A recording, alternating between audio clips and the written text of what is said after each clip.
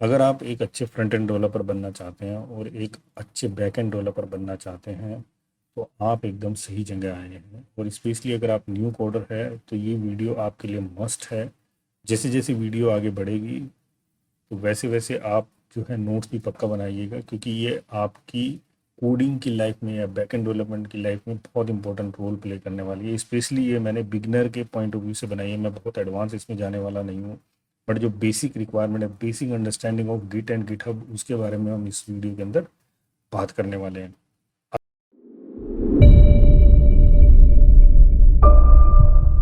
अगर मैं आपसे पूछूं एज ए न्यू कोडर कि आप अपना जो भी प्रोजेक्ट बनाते हैं, काम करते हैं, तो उसको कहाँ सेव करते हैं, तो आपका बेसिक जवाब होगा सर हम तो अपने लोकल ड्राइव में सेव करते हैं, या बहुत ही ज़्यादा ज़रूरत हुआ तो किसी ड्राइव में सेव कर देते हैं ताकि वहाँ से हम शेयर कर पाएँ। बट ये आज की तारीख में प्रोफेशनल तरीका नहीं है।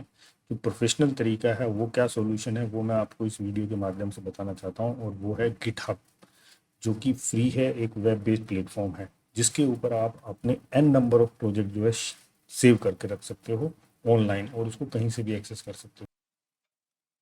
तो बेसिक बेनिफिट ऑफ गिटहब क्या है, तो चलिए इसके बारे में थोड़ी सी बात करते हैं। सबसे पहला बेनिफिट हमारा क्या होता है इसमें कि हम इसको शेयर कर सकते हैं, ऑनलाइन है। तो अगर हमारे पास इसका शेयरेबल लिंक है तो हम किसी के साथ भी अपने कोड को शेयर कर सकते हैं, उनसे उनकी राय ले सकते हैं, या उनको अपना प्रोजेक्ट या अपना काम दिखा सकते हैं। दूसरी इंपॉर्टेंट चीज़ क्या है, गिटहब आपको एक फैसिलिटी देता है जिसके तहत आप जो है वर्सल, नेटलीफाई और भी दुनिया भर के एप्लीकेशन जो है होस्ट करने वाले प्लेटफॉर्म हैं, या वेब एप्लीकेशन होस्ट करने वाले प्लेटफॉर्म है, जो डायरेक्ट गिटहब से आपके कोड को उठाते हैं और आपके लिए जो है एक एप्लीकेशन बिल्ड करके, डेवलप करके ऑनलाइन कर देते हैं। तो इसका बहुत फ़ायदा होता है। इसके बारे में भी हम जैसे जैसे आगे अपनी क्लासेस करेंगे तो देखेंगे कि किस तरीके से हम गिटहब से डायरेक्ट जो है कोड अपना पब्लिश कर सकते हैं ऑनलाइन। तीसरी इंपॉर्टेंट चीज़ क्या है, इसके अंदर एक पब्लिक और प्राइवेट कॉन्सेप्ट होता है जिसके तहत हम अपनी जो कोड है या अपनी जो रेपो फाइल्स हैं उनको जो है सेव कर सकते हैं कि कौन से कोड ऐसे हैं जो पब्लिकली अवेलेबल हो और कौन से कोड ऐसे हैं जो सिर्फ मेरे पास ही रहने चाहिए, बाकी किसी को नहीं दिखने चाहिए। चौथा, एक्सेस फ्रॉम एनीवेयर, जो ऑलरेडी मैं बता चुका हूँ, क्योंकि आप ऑनलाइन प्लेटफॉर्म पे काम कर रहे हैं तो आप दुनिया के किसी भी कोने में जा करके इसको जो है एक्सेस कर सकते हो। और पांचवा पॉइंट जो है वो है गिट सिक्योरिटी, क्योंकि प्लेटफॉर्म बहुत बड़ा है, कमर्शियल यूज़ के लिए भी होता है, तो कटिंग एज सिक्योरिटी टेक्नोलॉजी का इस्तेमाल करके आपके कोड को यहाँ पे सिक्योर रखा जाता है, तो ये भी एक बहुत बड़ा पॉइंट है। कोलैबोरेशन और वर्जन कंट्रोल इसके अंदर बहुत आसानी से किया जा सकता है। कोलैबोरेशन का मतलब यहाँ पे क्या है कि अगर मैं किसी बड़े प्रोजेक्ट पे एज ए टीम काम कर रहा हूँ तो ये मेरे लिए one of the best platform हो सकता है जहाँ पे मैं इजीली जो है लोगों के साथ कोलैबोरेट करके अपने वाला काम जो है पब्लिश करा सकता हूँ। और वर्जन कंट्रोल इसमें कैसे होता है, जैसे जैसे हम इस वीडियो में आगे बढ़ेंगे आपको वो चीज़ समझ में आएगी। तो अभी समझते हैं गिट हब और गिट के बीच में फ़र्क क्या है। ये दो वर्ड आप बार बार सुन रहे होंगे, गिट हब और गिट।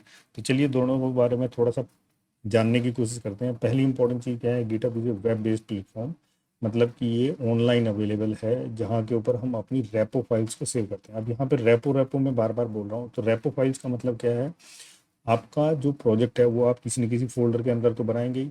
तो ये मान के चलिए कि वो जो फोल्डर है उसके अंदर जितनी भी फाइल है इंक्लूडिंग दैट फोल्डर, तो उसको हम रेपो बोलते हैं कि भाई ये मेरी एक रेपो है जिसको मैं पूरा का पूरा वेब के ऊपर लेके जाता हूँ। तो एक project is equal to one repo. ठीक है, तो ये आप उस तरीके से रिलेट करना जब भी मैं रेपो के बारे में बात करूंगा। और ये रेपो हम कहाँ पे लेके जाने वाले हैं, क्लाउड के ऊपर जा करके सेव करने वाले हैं। और गिट क्या है, Git is a command line tool जो कि इस पर्टिकुलर रेपो को लोकली मैनेज करता है, कंट्रोल करता है कि आप किस पर्टिकुलर फाइल के ऊपर काम कर रहे हो, कौन सी फाइल आपने कहाँ मैनेज की है और उसमें क्या क्या चेंजेस किए। चलिए एक डायग्राम के माध्यम से जो है हम लोग समझते हैं कि गिट और गिटहब के अंदर क्या डिफरेंस है। मान लीजिए कि आप कोई एक प्रोजेक्ट है जिसके ऊपर आप लोकली काम कर रहे हो और आपको एक टास्क मिला है कि आपने उसके अंदर एक फंक्शन ऐड करना है। तो आपने क्या किया, उस फंक्शन को उसके अंदर ऐड किया। ऐड करने के बाद एक कमिट कमांड होती है जिसके थ्रू आप क्या करते हो, उस लोकल अपनी रेपो फाइल को अपडेट करते हो। अपडेट करने के बाद आप क्या करते हो, उसको लोकली रन करके अपने एनवायरनमेंट में चेक करते हो कि जो आपने अपडेट किया उसमें कोई एरर तो नहीं है। इस ड्यूरेशन में आपकी जो वेबसाइट है वो जो है यूज़र के लिए एक्सेसिबल है और उसको आराम से यूज़र यूज़ कर रहे हैं, उनको पता नहीं कि क्या करंट अपडेट आने वाला है। जब आपने वेरीफाई हो गया कि अच्छा ठीक है, all things are working fine, तो आपने क्या किया, गिट के थ्रू एक पुश कमांड मारी और अपना जो सेंटर रेपो है उसको अपडेट कर दिया। जैसे ही आप अपडेट करोगे तो वो नया फीचर जो है हमारे जो यूज़र्स हैं उनको मिलना शुरू हो जाएगा। अगर आपने गिट को किसी वेब बेस्ड या एप्लीकेशन बेस्ड प्लेटफॉर्म के साथ कनेक्ट किया और वहाँ से आपकी जो है वेबसाइट चल रही है, तो वो नए फीचर के साथ में उसको बिल्ड करके ऑटोमेटिक डिस्प्ले कर देगा यूज़र को। और अगर उसी अपडेट के ऊपर या किसी और अपडेट के ऊपर या कोई नया फीचर कोई और दूसरा हमारा टीम मेंबर उसमें ऐड करना चाह रहा है, तो वो क्या करता है, वो सेंटर रेपो को पुल करता है अपने पास में और उसको सारे फीचर के साथ में नई रेपो जो है उसके लोकल सिस्टम के ऊपर आ जाती है। उसके बाद वो उसके अंदर अगर कोई चेंज करना चाहता है तो सेम तरीके वो कमिट करेगा, पुश करेगा और नया फीचर फिर से जो है अपडेटेड फीचर यूज़र को मिलता रहेगा। इस तरीके से टीम कोलैबोरेशन में काम करती है। हम लोग कोई भी अपडेट करते हैं तो लोकली इस गिट के थ्रू जो है उसको मैनेज कर सकते हैं, सिस्टम के ऊपर टेस्ट कर सकते हैं, टेस्ट करने के बाद वेरीफाई करने के बाद उसको मेन जो रेपो फाइल है हमारी उसके अंदर अपडेट करके यूज़र को नए फीचर दे सकते हैं। तो ये बहुत बड़ा फ़ायदा होता है इसके अंदर। तो चलिए अभी नेक्स्ट हम लोग बात करते हैं गिटहब अकाउंट के बारे में कि गिटहब अकाउंट होता क्या है, किस तरीके से बनता है, उसके अंदर क्या क्या फीचर्स है, तो उसके बारे में बात करेंगे। तो अगर आपने गिटहब अकाउंट बनाना है तो सबसे पहले आपको github.com जो है वेबसाइट उसको ओपन करना पड़ेगा। उसके बाद आपने जो है साइन अप प्रोसेस में जाना है। तो जब आप साइन अप प्रोसेस में जाएंगे तो यहाँ पे जो है आपको कुछ कुछ चीज़ें पूछेगा, जैसे आपसे जो है ईमेल आईडी पूछ रहा है, तो यहाँ पे मैं मार देता हूँ सपोज करो ऐसे ही एक sanjay@gmail.com। gmail.com, ठीक। सर नेक्स्ट पासवर्ड ये क्रिएट करने के लिए बोल रहा है, तो मैंने जो है कुछ पासवर्ड क्रिएट कर दिया है। और उसके बाद इसने मेरे को बोला है यूज़र नेम क्रिएट करने के लिए, तो आपको एक यूज़र नेम भी चाहिए होगा इसके अंदर। तो मैंने ये यूज़र नेम क्रिएट कर दिया। उसके बाद ये मेरे से बोल रहा है कुछ, तो मैंने यस कर दिया, ठीक है। और यहाँ पे मैंने पजल शो करनी है, स्टार्ट पजलिंग। कैप्चा करेंगे, कैप्चा करने के बाद ये मेरा अकाउंट क्रिएट हो जाएगा और मुझे एक वेरिफिकेशन मेल आईडी जो है इस पर्टिकुलर आईडी के ऊपर आएगी, जिसको वेरीफाई करने के बाद मैं इस यूज़र नेम से या ईमेल के थ्रू इसमें लॉगिन हो सकता है। तो ये एक सिंपल तरीका था अकाउंट बनाने का। गिटहब अकाउंट बनने के बाद और उसमें लॉगिन होने के बाद आपको कुछ इस तरीके का पैनल दिखाई देगा। यहाँ पे आपको अपनी जितनी भी रेपो फाइल्स हैं या जितने भी प्रोजेक्ट्स हैं वो यहाँ पे दिखाई देंगे अगर आपके हैं कोई तो। अदरवाइज़ आपको ये एक ऑप्शन भी दिखाई देगा जिसके अंदर आप कोई भी नया प्रोजेक्ट बना सकते हैं। तो सबसे पहले अगर मुझे लोकल अपना कोई भी प्रोजेक्ट गिट के ऊपर अपलोड करना है तो मुझे मैनुअली एक बार जा करके गिट के ऊपर एक रेपो बनानी पड़ेगी। उसके लिए मैं क्या करता हूँ, पब्लिक और प्राइवेट दोनों में से एक चीज़ यूज़ करता हूँ। पब्लिक के लिए क्या होता है कि पब्लिक मतलब सबके लिए अवेलेबल है, कोई भी आएगा गिटहब पे सर्च करेगा तो उसको हमारी रेपो फाइल दिखेगी और वो उसको डाउनलोड भी कर सकता है। बट कोई ऐसा प्रोजेक्ट जिसको आप पर्सनली अपने लिए अपनी टीम के लिए बनाना चाहते हो तो उसको आप प्राइवेट कर सकते हो। तो बट यहाँ पे मैं एक पब्लिक बना देता हूँ और यहाँ पे मैं गिट क्लास नाम से एक रेपोजिटरी बना देता हूँ। देखिए ये इस तरीके से बनी है, ये ब्लैंक है, अभी इसके अंदर किसी भी तरीके की कोई फाइल नहीं है। अगर मैं अपने सिस्टम में अपने लोकल सिस्टम से यहाँ पे अपडेट करना चाहता हूँ तो मुझे जो है कुछ इस तरीके की कमांड का इस्तेमाल करके, जिसके बारे में हम आगे बात करेंगे क्या है ये, तो मुझे फाइल अपलोड करना है और ये धीरे धीरे अपडेट होना शुरू हो जाएगा। बट यहाँ पे अभी मैं ये काम नहीं कर रहा हूँ, यहाँ पे मैं एक नई फाइल बनाता हूँ रिमोट में ही और यहाँ पे मैं एक टेस्ट नाम का कंटेंट लिख देता हूँ और यहाँ पे कोड डॉट फाइल नाम से फाइल बना देता हूँ, ठीक है। और ये कमिट कर देता हूँ। Commit is just like a save कि भाई मैंने जो काम कर दिया फाइनल हो गया, इसको आप सेव कर दो। अगर मैं यहाँ पे गिट क्लास रेपो फाइल पे जाता हूँ तो आप यहाँ पे देखिए अभी ये क्या स्ट्रक्चर है, इसके बारे में थोड़ा सा बात करते हैं। तो कमिट करने के बाद मुझे जो है इस तरीके का स्ट्रक्चर यहाँ पे दिखाई देगा। तो इसको थोड़ा सा समझते हैं। सबसे इम्पोर्टेंट चीज़ क्या है, ये हमारी रेपो फाइल का नाम है जो कि पब्लिक है, यहाँ पे आप देख पा रहे हो, ठीक है। ये हमारी एक मेन ब्रांच है। ब्रांच क्या होती है इसके बारे में हम आगे बात करेंगे। अभी फ़िलहाल इसके अंदर एक ही ब्रांच है। इस पर्टिकुलर रेपो के अंदर हमारी एक फाइल है, इसके अंदर फोल्डर्स भी हो सकते हैं, एन नंबर ऑफ फाइल और फोल्डर हो सकते हैं। लास्ट कमिट और चेंजेस क्या हुआ वो सारी डिटेल आपको यहाँ पे मिलेगी, ठीक है। उसके बाद ये एक इम्पॉर्टेंट पार्ट है जिसके बारे में मैं आपसे यहाँ पे बात करना चाहूँगा कि इस रेपो फाइल को जो कि गिटहब के ऊपर है और गिट के थ्रू यानी कि लोकल सिस्टम के थ्रू अगर आप अपडेट करना चाहते हो, एक्सेस करना चाहते हो, पुल करना चाहते हो, यानी कि यहाँ का डेटा नीचे लेके जाना चाहते हो या यहाँ से ऊपर लेके जाना चाहते हो डेटा, तो आपको दो चैनल है जिसके माध्यम से आप कर सकते हो। One is HTTPS, another is SSH, ठीक है। इनकी सेटिंग्स किस प्रकार होती है वो मैं आपसे बाद में आगे बात करूंगा, जैसे हम गिट कॉन्फ़िगर करेंगे। अदरवाइज अगर आप ये चीज़ें कॉन्फ़िगर नहीं करते हो तो सिंपल तरीका है, आप ये सारी चीज़ें यहाँ से भी मैनेज कर सकते हो। बट हम इस पूरी वीडियो के अंदर सीखने वाले हैं कि किस तरीके से गिट, जो कि एक वर्जन कंट्रोलर है, हमारे लोकल सिस्टम में इंस्टॉल है, उससे मैं अपना रिमोट रेपो सिस्टम यानी कि गिटहब के ऊपर किस तरीके से फाइल और प्रोजेक्ट को मैनेज करने वाला हूँ, टीम के साथ कोलैबोरेशन करने वाला हूँ। तो चलिए नेक्स्ट अभी सीखते हैं कोलैबोरेशन करने वाला।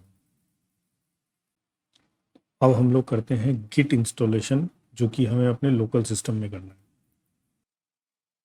है। गिट इंस्टॉलेशन के लिए अपने लोकल सिस्टम में सबसे पहले आपको इस पर्टिकुलर वेबसाइट पे जाना पड़ेगा और वहाँ से आपने क्लिक हियर टू डाउनलोड। इसमें दो अलग अलग वर्जन होते हैं, एक लाइनक्स के लिए और एक विंडो के लिए। तो अभी हम लोग जो है विंडो का वर्जन इंस्टॉल करने वाले हैं इसके अंदर। जैसे आप डाउनलोड पे क्लिक करेंगे तो ये क्या है, डाउनलोड का प्रोसेस यहाँ पे स्टार्ट हो जाएगा। तो यहाँ हम लोग करने क्या वाले हैं, बेसिकली एक शेल डाउनलोड करेंगे अलग से, जिसमें गिट की बहुत सारी कमांड जो होंगी वो सपोर्ट करेंगे। डाउनलोड हो चुका है तो मैं यहाँ पे ओपन फाइल कर रहा हूँ और इस ब्राउज़र को जो है क्लोज कर दूँगा। ओपन फाइल करने के बाद मेरे को ये नेक्स्ट ऑप्शन पूछ रहा है और इसमें जो डिफ़ॉल्ट सेटिंग्स है बस आपने उसको ओके ओके करते रहना है। जो हमको रिक्वायरमेंट है वो अपने आप सारी चीज़ें इसके अंदर जो है इंस्टॉल हो जाएगी।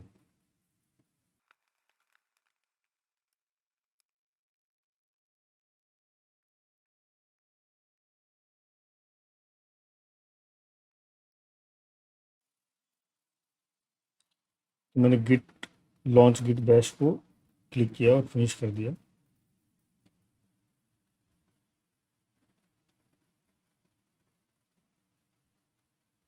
देखिए इस तरीके का शेल जो है आपको एक तरीके से कमांड लाइन प्रॉम्प्ट जो है आपको मिल जाएगा, जिसके थ्रू अब आप अपने जो है रिमोट की गिट रेपोजिटरी को मैनेज, कंट्रोल, अपडेट, पुल पुश सब कुछ कर सकते हो। तो वो कैसे करेंगे वो हम आगे सीखेंगे। तो आगे वाली जितनी भी डिटेल है वो बहुत इंपॉर्टेंट है, तो उसको बड़े ध्यान से देखिएगा और जहाँ नहीं समझ में आता वहाँ पे आप नोट्स बनाइए और अगर कोई डाउट होगा तो आप कमेंट जरूर कीजिए। तो चलिए शुरू करते हैं। तो फाइनली हम लोगों ने दोनों को, गिट और गिटहब को जो है कॉन्फ़िगर कर लिया, या आप कह सकते हो इंस्टॉल कर लिया। गिट को हमने लोकल सिस्टम पे कॉन्फ़िगर और इंस्टॉल किया और गिटहब को हमने रिमोट पे कॉन्फ़िगर किया है, एक अकाउंट बनाया है। तो इन दोनों को किस तरीके से लिंक करना है और इन दोनों से किस तरीके से कोलैबोरेट करके जो है अपने रेपो फाइल के ऊपर काम करना है, इसको हम आगे आने वाले वीडियो में देखेंगे। तो चलिए स्टार्ट करते हैं।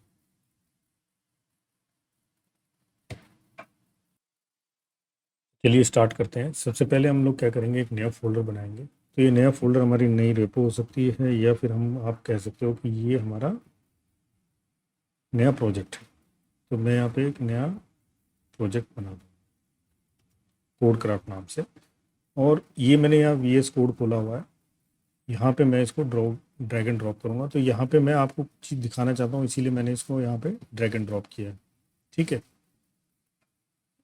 उसके बाद मैं यहाँ पे क्या करने वाला हूँ, यहाँ पे मैं टर्मिनल ओपन करता हूँ और इस टर्मिनल को जो है पोजीशन टू राइट, ताकि हम इसको देख सकें। ठीक है। तो ये इस तरीके से जो है हमारे को पैनल मिल गया। अब ये जो शेल है यहाँ पे, ये जो टर्मिनल आपके पास ओपन हुआ है, ये विंडो का डिफ़ॉल्ट टर्मिनल है। बट जब हम लोग गिट की शेल इंस्टॉल करते हैं तो सारे फीचर लगभग जो हैं इसके अंदर आ जाते हैं, यानी कि आप गिट की सारी कमांड इसके थ्रू भी इस्तेमाल कर सकते हो, या फिर जैसे मैंने आपको बोला इसके थ्रू भी आप इस्तेमाल कर सकते हो। बट कुछ एक चीज़ें ऐसी हैं जो कि हमें गिट शेल के थ्रू ही इस्तेमाल करनी पड़ती हैं। तो जहाँ पे मुझे लगेगा कि यार ये चीज़ इसमें नहीं हो पा रही है तो मैं जो है यहाँ पे इस्तेमाल करूँगा। अदरवाइज़ जब आप प्रोजेक्ट बनाओगे, क्योंकि आपने मैक्सिमम चीज़ें टर्मिनल पे यूज़ करनी है, तो आप डायरेक्ट यहाँ पे कमांड लाइन यूज़ कर सकते हो। तो मैं यही मान के चलूँगा कि आप VS कोड प्रोजेक्ट के ऊपर काम कर रहे हो और काम करते करते आप पुल कर रहे हो, पुश कर रहे हो, सारी चीज़ें कर रहे हो, तो वो सारी चीज़ों का डेमोन्स्ट्रेशन हम यहाँ पे करेंगे। तो सबसे पहले हमें क्या करना पड़ेगा, ये चेक करना पड़ेगा कि हमारे इसमें कौन सा वर्जन इंस्टॉल्ड है गिट का। ठीक है। और उसके अंदर क्या क्या कॉन्फ़िगरेशन है। तो मैं यहाँ पे चेक कर रहा हूँ कि गिट का वर्जन क्या है।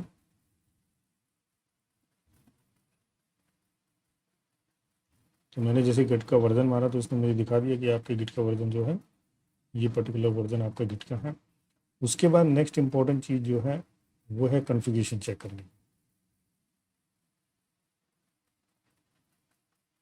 तो मैं यहाँ पे git config -l कमांड मारूंगा तो मुझे कन्फिगरेशन पता लग जाएगा। तो देखिए यहाँ पे ये ऑलरेडी बता रहा है कि मैंने यहाँ पे ईमेल आईडी सेट किया हुआ है और एक यूज़र नेम सेट किया हुआ है। तो ये इनिशियल फेज में आपको सेट करना ही है जब भी आप किसी भी नए सिस्टम में गिट इंस्टॉल करते हो लोकल सिस्टम में, ठीक है, ताकि आप रिमोट जो आपकी रेपो है उसके साथ आप कम्युनिकेट कर पाओ। तो इसको कैसे सेट करते हैं, तो इसको सेट करने की कमांड होती है गिट कन्फिग, ठीक है, उसके बाद ग्लोबल। अब यहाँ पे ग्लोबल का क्या मतलब है, ग्लोबल का मतलब ये है कि विंडो के हर एक जगह पे जहाँ पे भी मैं टर्मिनल खोलूँ वहाँ पे ये सारी सेटिंग्स ऑटोमेटिक आ जानी चाहिए, ठीक है। कुछ ऐसी सेटिंग्स होती हैं जो कि उस पर्टिकुलर रेपो या प्रोजेक्ट के लिए ही होती हैं, तो उसके आगे हम लोग ग्लोबल नहीं लगाते। तो यूज़र, उसके बाद मैंने यहाँ पे मारा tpsimcodes@gmail.com, ठीक है। तो ये अगर मैं एंटर मारूंगा तो ये सेट हो जाएगा। सेम चीज़ मैंने यूज़र के लिए की है, गिट कन्फिग सेम ग्लोबल, क्योंकि यूज़र हर जगह सेम ही रहेगा, यूज़र डॉट नेम, और यहाँ पे मैंने मार दिया tpsim codes, ठीक है। अब ये यूज़र नेम जब हमने अकाउंट बनाया था उस समय किया था तो वो आपको याद होना चाहिए, ये हो गया। उसके बाद हम एक कमांड और मारेंगे, गिट कन्फिग ग्लोबल, और उसके बाद इनिशियल जब भी मैं करता हूँ गिट को तो default branch should be main. अब होता क्या है कि गिट के अंदर, यानी कि गिट में जिसमें हमने शेल इंस्टॉल किया उसमें डिफ़ॉल्ट ब्रांच मास्टर होती है, तो हम उसको क्या कर दे रहे हैं, डिफ़ॉल्ट ब्रांच मेन कर दे रहे हैं, मैच कर दे रहे हैं किससे, गिटअप से, क्योंकि गिटअप में जो डिफ़ॉल्ट ब्रांच होती है वो मेन होती है और इसमें मास्टर होती है, तो दोनों में कन्फ्लिक्ट ना हो तो मैं इसको मैच करा दे रहा हूँ मेन। तो ये हमारी क्या है, ग्लोबल कन्फिगरेशन है जो हमें इनिशियल फेज में करनी होती है। अब नेक्स्ट स्टेप क्या होता है भाई, मुझे अभी मैंने यूज़र नेम अकाउंट सब सेट कर दिया, मुझे कम्युनिकेशन करने के लिए एक SSH की जनरेट करनी पड़ेगी, ताकि जो है मैं रिमोट में जो अपनी रेपोजिटरी है यानी कि गिटअप का अकाउंट है उससे मैं कम्युनिकेट कर पाऊँ। तो SSH की जनरेट करने का सबसे आसान तरीका क्या है, SSH की के लिए आपको क्या करना पड़ेगा, ये कमांड मारनी पड़ेगी SSH -keygen, ठीक है। उसके बाद -t, ये कमांड आपको गिटअप के डॉक्यूमेंटेशन में भी मिल जाएगी, 25519 -C, ठीक है। और देन यहाँ पे आपने मानना है tpsim codes, वो आपका ईमेल आईडी जो आपने गिटअप अकाउंट में खोला है .com, ये हो गया। ये मेरे से लोकेशन पूछ रहा है कि आप ये कहाँ बनाना चाह रहे हो, तो मैंने बोला सी यूज़र राहुल आशा जो भी अकाउंट है वहाँ पे आप ये बना दीजिए, ठीक है। ऑलरेडी एग्जिस्ट है तो मैं इसको बोल दे रहा हूँ यस, ओवरराइट कर दिए। कोई पास फ्रेज रखना है नहीं, ओके, मैंने चेंज कर दिया, ओके हो गया। तो अब मेरी जो है ये की बन गई है। अब ये की बनी है तो मुझे वो की भी चाहिए ताकि मैं उसको रिमोट में अपडेट कर सकूँ। तो वो कहाँ से मिलेगी, तो यहाँ पे एक कमांड है कैट, कैट के बाद मैंने यहाँ पे मारना है, अच्छा सबसे पहले आपको उस लोकेशन पे जाना है जहाँ पे की बनी है, तो उसके लिए कमांड है CD टिल्डे साइन, एंटर मारोगे तो आप उस लोकेशन पे पहुँच जाओगे जहाँ पे एक कमांड बनी है। अब वहाँ पे आपने क्या करना है, कैट कमांड मारनी है .ssh, ठीक है।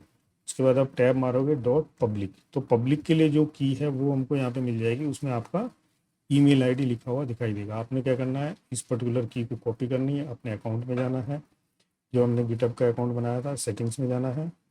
सेटिंग्स में जाने के बाद ये देखिए SSH एंड GPG की, और मैं यहाँ पे क्या कर दे रहा हूँ, ऐड न्यू SSH की, ठीक है। यहाँ पे मैं उसका नाम लिख रहा हूँ होम SSH, और देखिए मैंने यहाँ पे ये कॉपी कर दिया, ये स्पेस ज़रूर हटा देना आप इसमें, ऐड SSH। तो ये मेरी की ऐड हो गई। अब इसको वेरीफाई कर लेते हैं कि ये प्रॉपर तरीके से काम कर रही है नहीं कर रही है। तो इसके लिए कमांड जो है बहुत ही सिंपल कमांड है, वो मैं यहाँ पे मारूँगा तो मुझे रिज़ल्ट आना चाहिए।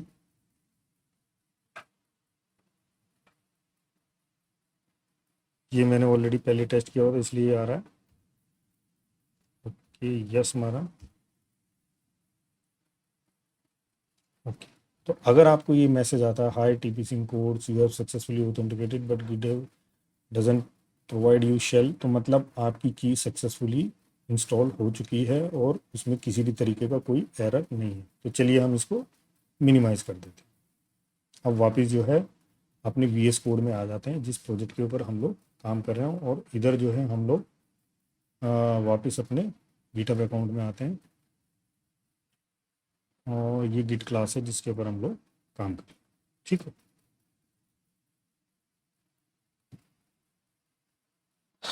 तो जब भी हम कोई नए प्रोजेक्ट के ऊपर काम करते हैं हमारे पास में दो तरीके होते हैं, दो कमांड है। एक तो है गिट इनिट, यानी कि इनिशियल फेज में मैं कोई प्रोजेक्ट बना रहा हूँ और अभी तक मैंने जो है उसको रिमोट में नहीं बनाया है ना, यहाँ पे मैंने नहीं बनाया, तो उसके लिए मुझे क्या करना पड़ेगा।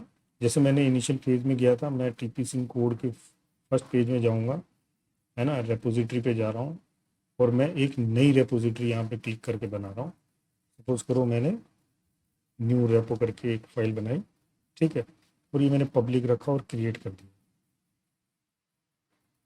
तो इस केस में ये न्यू रेपो बनी है। देखिए कोई भी रेपो अगर मुझे लोकल से पहले अपलोड करनी है किस पे, रिमोट में, तो पहले मुझे रिमोट में जाके वो रेपो फाइल बनानी पड़ेगी। ठीक है, तो मैंने ये रेपो बनाया, तो मैं यहाँ पे गिट इनिट स्टार्ट करूँगा और यहाँ पे फाइल बनाने के बाद फिर ये जो कमांड्स हैं ये मैं यूज़ करूँगा वन बाय वन और यहाँ पे पुश करूँगा। तो चलिए देखते हैं किस तरीके से ये काम करती है। तो मैंने यहाँ पे गिट इनिट कमांड मारा, ठीक है, तो इसने यहाँ पे डॉट गिट नाम से एक फ़ोल्डर बनाया है। अगर मैं यहाँ पे डॉट गिट करके एक फ़ोल्डर देखूँगा तो ये बन जाएगा। अगर मैं यहाँ पे dir मारता हूँ तो देखिए ये फ़ोल्डर बन गया है ना, गिट इनिट करके। अब इसने मेरे को क्या बोला है, अब मैं यहाँ पे क्या करता हूँ, एक टच कमांड से एक फाइल बनाता हूँ, टेस्ट डॉट टेक्स्ट। ठीक है, अच्छा, टच कमांड इज नोट। तो मैं यहाँ पे मैनुअली बना देते, चलिए टेस्ट डॉट टेक्स्ट फाइल बना दिया और उसके अंदर मैंने टेस्ट नाम से कुछ चीज़ लिख दी और सेव। ठीक है, अब इसने क्या बोला, गिट इनिट बना दिया। अब मैंने क्या करना है, इस फाइल में चेक करना है, हाँ, गिट स्टेटस, तो ये दिखा रहा है। अब यहाँ पे मैं क्या करूँगा, गिट ऐड ऑल, फिर git commit -m first commit, यहाँ पे मैं मार रहा हूँ। ठीक है, तो ये ऐड क्या कर रहा है, ये ऐड कर रहा है इंडेक्सिंग के लिए कि भाई कौन सी फाइल को तुम्हें अपडेट करना है या अपलोड करना है। जिसको आप नहीं करोगे तो उसको वो रिमोट में नहीं भेजेगा, उसको यहाँ पे रेड में ही दिखाएगा। और जब आपने इंडेक्सिंग में ऐड कर दिया तो आपने क्या करना है, उस पर कमिट करना है, यानी कि उसके ऊपर रिमार्क देना है कि आपने उसके अंदर क्या चेंजेस किए। जैसे यहाँ पे मैंने आपको ये दिखाया, इसने पहले इसने क्या किया, इनिट किया, गिट ऐड किया, ऐड में मैंने डॉट यूज़ किया है, डॉट मतलब ऑल फाइल, और या फिर आप फाइल का नाम भी दे सकते हो यहाँ पे। ठीक है, उसके बाद कमिट किया, कमिट कर दिया, मैंने एंटर मार दिया। अब मैं अगर गिट स्टेटस चेक करता हूँ तो देखिए इसने बोल दिया कि सारी चीज़ें कमिट हो चुकी है, नथिंग। अब मैं क्या कर रहा हूँ, मैं ये रिमोट ऐड करता हूँ किसके अंदर, अपने उसमें। अब देखिए इसको मैं क्या ग्लोबली ऐड नहीं कर रहा हूँ, क्या कर रहा हूँ, ग्लोबली ऐड नहीं कर रहा हूँ। तो मैंने यहाँ पे ऐड कर दिया। अब ये रिमोट का क्या मतलब है, रिमोट में देखिए ये मैं उस रेपो फाइल का नाम इसमें ऐड कर रहा हूँ, ओरिजिन। ये नाम आप चेंज कर सकते हैं, बट ये अगर आपने यहाँ पे ये नाम चेंज किया, ओरिजिन की जगह कुछ और रखा है, तो आपको पूरे प्रोजेक्ट में वही यूज़ करना पड़ेगा। बट ये डिफ़ॉल्ट है, हम यही नाम से यूज़ करते हैं। तो गिट रिमोट रेपो ऐड करो ओरिजिन नाम से, और ये रेपो का एड्रेस है, तो मैंने इसमें ऐड कर दिया। अगर मैं गिट कन्फिग -l कमांड मारता हूँ तो देखिए यहाँ पे मुझे ये दिखाई देगा, है ना, नया यूआरएल। ये नया यूआरएल भी इन्होंने ऐड कर दिया है इस पर्टिकुलर, ये ग्लोबल नहीं है, ये इसी प्रोजेक्ट के लिए। अब उसके बाद क्या है, अब मैंने बोला गिट पुश, ठीक है, -u ओरिजिन।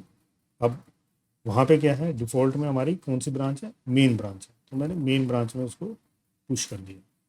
ठीक है, अब ये देखिए इसने क्या किया, विदाउट एरर मेन ब्रांच में पुश किया। और अगर मैं यहाँ पे रिफ्रेश करूँगा तो ये टेस्ट फाइल जो है हमारे पास में आ गई है। तो बिल्कुल सिंपल तरीका था। अगर मैं इनिशियल फेज़ में कोई प्रोजेक्ट बना रहा हूँ और उसको मैं अपलोड कर रहा हूँ, तो ये हमारे स्टेप्स होते हैं उसको करने के।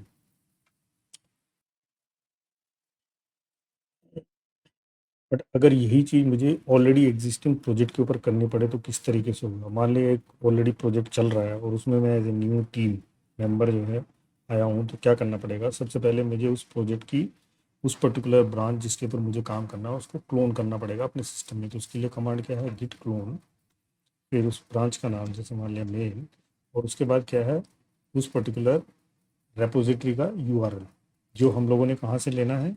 अगर आप यहाँ पे जाओगे तो ये यूआरएल हमको यहाँ से मिल जाएगा, क्योंकि हमने एसएसएच कॉन्फ़िगर किया है, तो यहाँ से मैंने कॉपी किया और यहाँ पे यूज़ किया।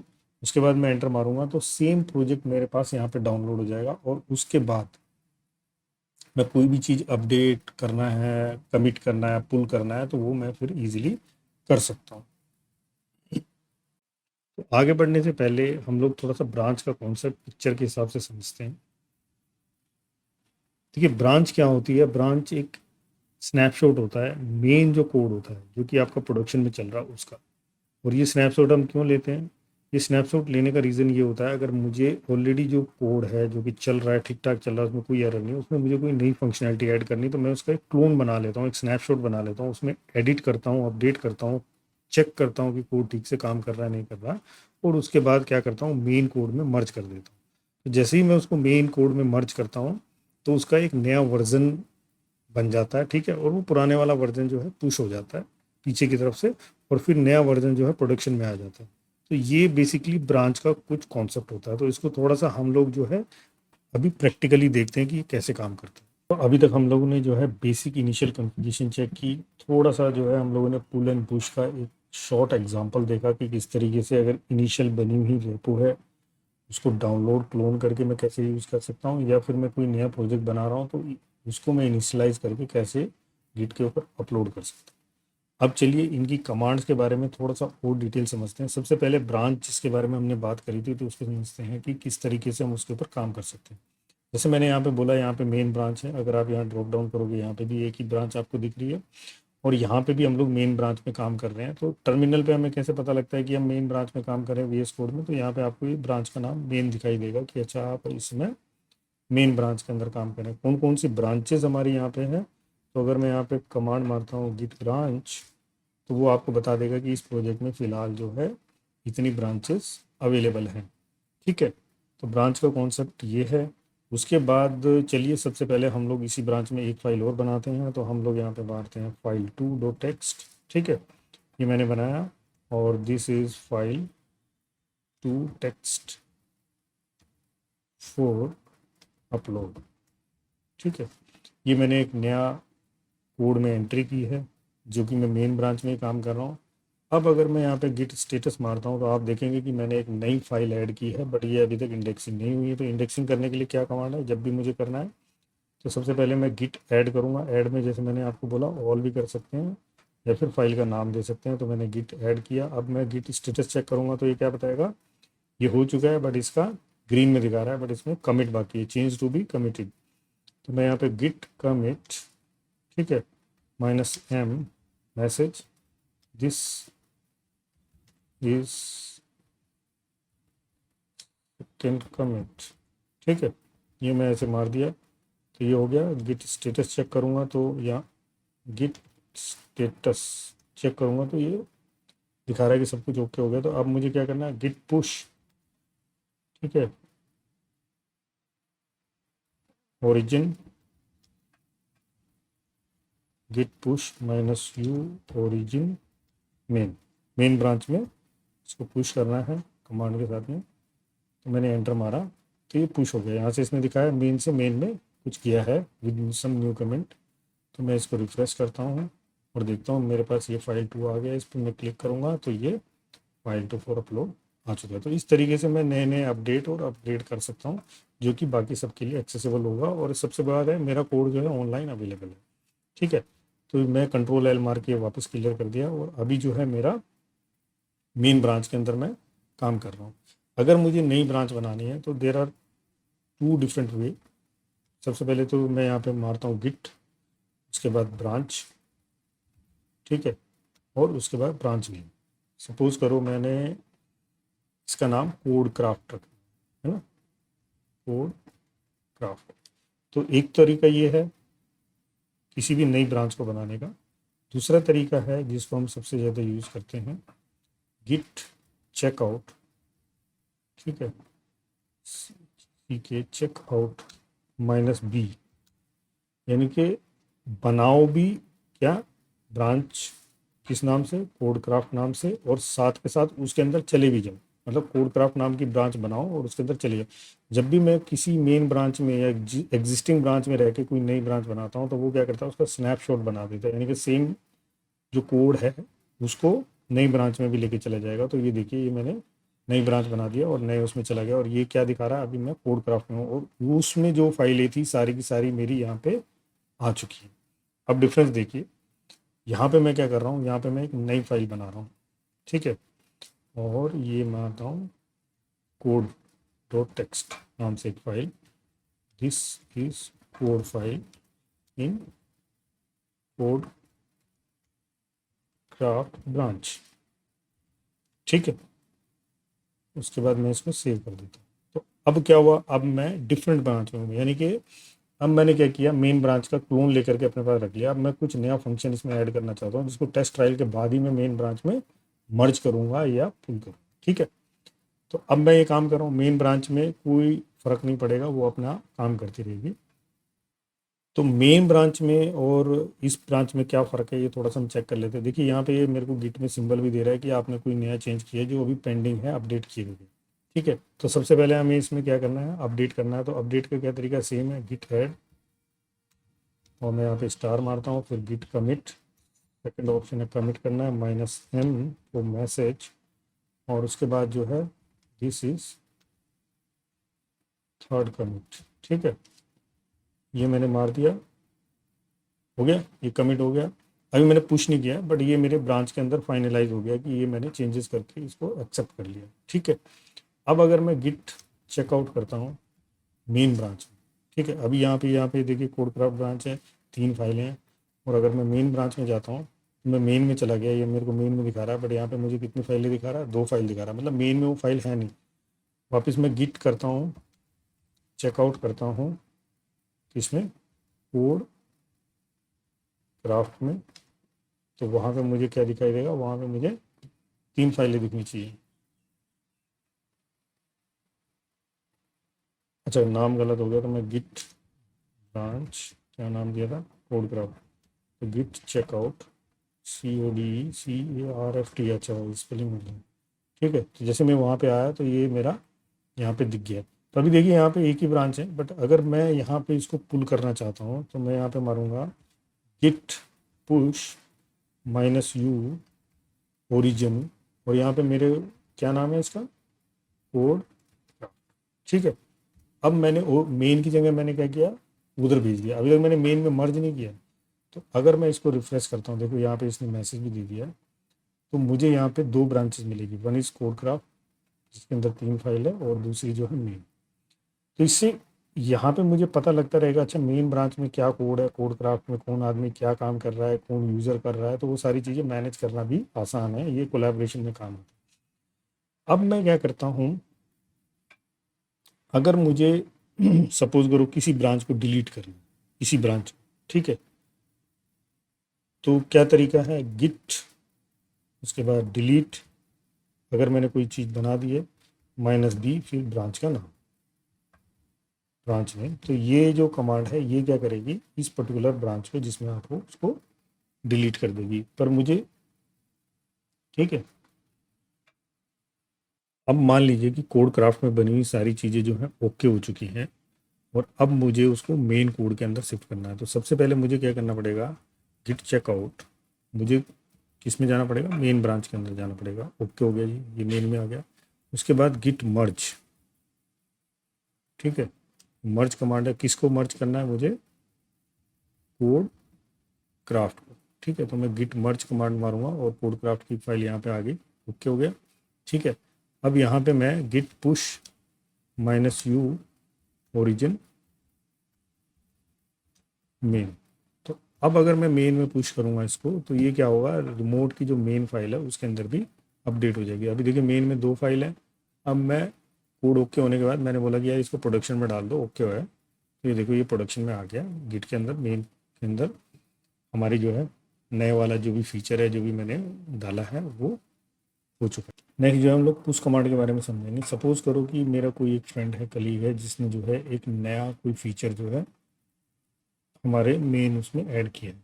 तो टीम फीचर नाम से एक मैं ये बना लेता हूँ, और यहाँ पे टीम वर्क डाल देता हूँ, और मैं इसको कमिट कर देता हूँ, ये क्रिएट टीम फीचर नाम से फाइल है। अगर आप यहाँ पे देखते हो तो ये टीम फीचर नाम से फाइल है, मेरे पास नहीं। तो यहाँ पे अगर मैं गिट पुल करता हूँ, देखिए क्लोन और पुल में ये डिफरेंस है। क्लोन में वो पूरा प्रोजेक्ट है, यहाँ पे मैं सिर्फ चेंज को पुल कर रहा हूँ। और जैसे मैं पुल कमांड मारता हूँ तो यहाँ पे क्या है, मेरे पास में टीम फीचर आ गया जिसके ऊपर मैं आगे फर्दर काम कर सकता हूँ, और मेरा मेन ब्रांच भी ऊपर वाली ब्रांच के जैसे फुल्ली अपडेटेड। इम्पोर्टेंट डिफरेंस जो है वो बात करते हैं हम लोग पुल और क्लोन के बीच में क्या है। तो देखिए, क्लोन में क्या होता है कि इनिशियल फेज में हम पूरे प्रोजेक्ट को अपने पास क्लोन करके रख लेते हैं, बस उसके बाद उसमें काम करना शुरू करते हैं। हम हर बार किसी भी प्रोजेक्ट को क्लोन नहीं कर सकते, नहीं तो वो क्या करेगा, पूरा का पूरा प्रोजेक्ट बार बार ओवरराइट करता रहेगा। बट पुल केस में क्या होता है कि पुल केस में हम लोग जैसे जैसे अपडेट या अमेंडमेंट करते हैं तो वो सारे फीचर जो है अपने सिस्टम पे विद कमेंट और लॉग्स जो है उसको अपडेट कर सकते हैं। और अगर हमारा कोई कलीग है वो उस प्रोजेक्ट के ऊपर काम कर रहा है तो उसके अपडेट जो कि मेन रेपो में गए हैं उनको भी हम आसानी से पुल करके अपनी ब्रांच में उसके ऊपर काम कर सकते हैं। ठीक है, तो ये मेन डिफरेंस है कि क्लोन हम इनिशियली यूज़ करते हैं और पुल ड्यूरिंग द प्रोजेक्ट जब हम काम कर रहे होते हैं वो यूज़ करते हैं, क्योंकि हमें पूरा प्रोजेक्ट क्लोन ना करके सिर्फ वो पर्टिकुलर चेंजेस ही पुल करने होते हैं। तो उसके लिए हम लोग जो है पुल का इस्तेमाल करते हैं। अब नेक्स्ट जो चीज़ आती है वो है गिट फैच। अब यहाँ पे एक कन्फ्यूजन आता है कि पुल और फैच में क्या डिफरेंस है, तो चलिए लाइव ही देखते हैं। सबसे पहले हम लोग क्या करते हैं, ये हमारी मेन ब्रांच है, इसके अंदर हम लोग एक फाइल बना देते हैं और उसका नाम रख देते हैं फैच। ठीक है, और यहाँ पे कुछ ऐड कर देते हैं, दिस इज फैच फाइल।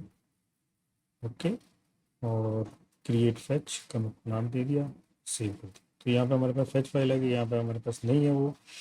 तो अगर मैं यहाँ पे गिट फैच करता हूँ पर्टिकुलर ब्रांच में रह के जिसको मुझे फैच करना है, उस ब्रांच में मैं हूँ, यहाँ पे मैं मेन में हूँ तो मैं मेन को फैच कर रहा हूँ। देखिए ये क्या कर रहा है, वहाँ से जो लॉग्स हैं और वो सारी चीज़ें वो मुझे अपडेट करके दे रहा है। ये बोल रहा है कि कुछ नया चेंजेस हुआ है, यहाँ पे इसने ओरिजिन मेन के अंदर वो अपडेट किया है। बट आप ये देखो कि यहाँ पे वो फाइल फैच नहीं हुई। तो अगर मुझे उसको फैच करना है, मतलब यहाँ पे फाइल लेके आनी है, तो यहाँ पे मुझे क्या यूज़ करना पड़ेगा, मर्ज।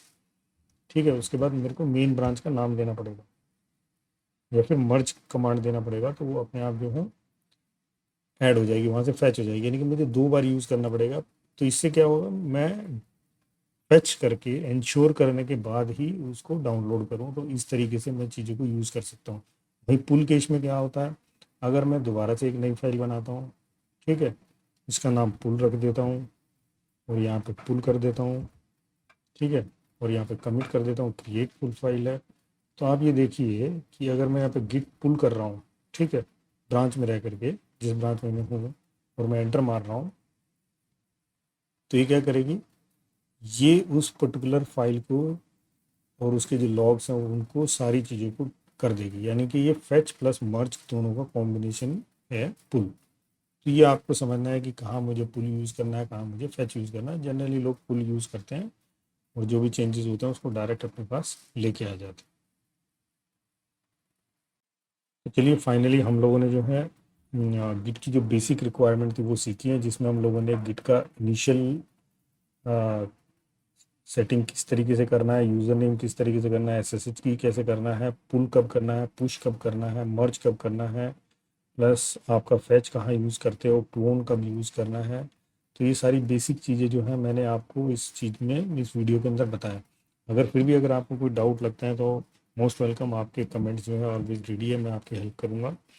उसके अलावा मैं चाहता हूँ कि जब आपने ये चीज़ें सीखी है, नोट्स बनाए हैं, तो एक प्रोजेक्ट के ऊपर ज़रूर काम कीजिए। तो आपके लिए मैं एक टास्क देके जा रहा हूँ, और जो भी बंदा वो टास्क पूरा करता है तो कमेंट शेयर लिंक में जो है अपना लिंक शेयर कर सकता है कि देखिए सर ये मैंने प्रोजेक्ट को कंप्लीट किया है। तो टास्क ये है कि आप रिमोट में एक रेपोजिटरी बनाएं, है ना, वहाँ पे एक फ़ाइल बनाएं, फिर उसको क्लोन करें नीचे अपने सिस्टम में गिट इंस्टॉल करने के बाद। फिर यहाँ पर एक लोकल फाइल डॉट टेक्स्ट नाम से एक फ़ाइल बनाए मेन ब्रांच के अंदर, उसको ऐड करके कमिट करके आपने रिमोट के ऊपर अपडेट करना है। उसके बाद आपने एक नई ब्रांच बनानी है मेन ब्रांच से, और उसके अंदर फाइल डॉट टू अपडेट करना है और उसको रिमोट में कमिट करके अपलोड करना है। और फिर मेन ब्रांच में आकर के आपने क्या करना है, जो आपने नई ब्रांच बनाई है उसको उसके फीचर को मेन ब्रांच में मर्ज करना है। बस सिंपल इतना ही काम आपको हमेशा ज़रूरत पड़ेगा गिटहब के अंदर इस्तेमाल करने के लिए। तो चलिए, अगर आपको वीडियो अच्छा लगा तो लाइक शेयर और सब्सक्राइब करना मत भूलिए। आपका अप्रिसिएशन मेरे लिए बहुत मायने रखता है। Thank you for watching.